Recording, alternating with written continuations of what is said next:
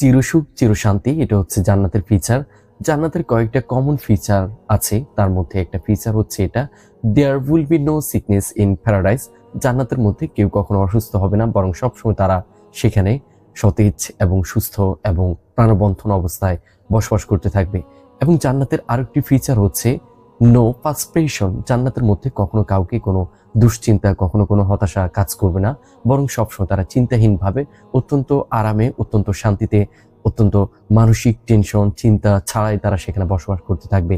এবং জান্নাতের আরেকটি ফিচার হচ্ছে there is no expiry dating in জান্নাত।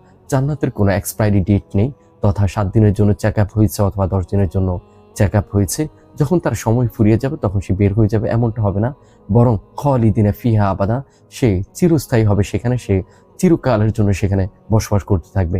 এবং জান্নাতের আরেকটি ফিচার হচ্ছে there will be no date in জান্নাত। জান্নাতের মধ্যে কেউ কখনো মৃত্যুবরণ করবে না, বরং তারা সেখানে আজীবনের জন্য বসবাস করতে থাকবে। আর আমরা সবসময় একটা কথাই জানি, জান্নাতের ফিচার হচ্ছে সম্পূর্ণ ভিন্ন এবং দুনিয়ার ফিচার হচ্ছে সম্পূর্ণ ভিন্ন। জান্নাতের ফিচার কখনো দুনিয়ার ফিচারের সাথে মিলবে না, ঠিক তেমনি ভাবে দুনিয়ার ফিচারটাও কখনো জান্নাতের ফিচারের সাথে মিলবে না। জান্নাতের মধ্যে চিরশান্তি, চিরসুখ, চির সতেজ সবসময় কাজ করবে, এগুলো থাকবে। কিন্তু দুনিয়ার মধ্যে সবসময় মানুষের হতাশা, যত চিন্তা, অভাব, অনটন, রিস্ক, যত স্ট্রাগল, যত ধরনের অসুবিধা, মুসিবত, বিপদ সবসময় থাকবে। এই জন্য আমাদেরকে সবসময় চিন্তা রাখতে হবে, দুনিয়ার ফিচার হচ্ছে আলাদা, দুনিয়ার ফিচার এটা হচ্ছে পরীক্ষার জায়গা, আর জান্নাতের ফিচার হচ্ছে সম্পূর্ণ ভিন্ন। সেখানে হচ্ছে চিরশান্তি, চিরসুখ, চির প্রাণবন্ধন, চির সতেজ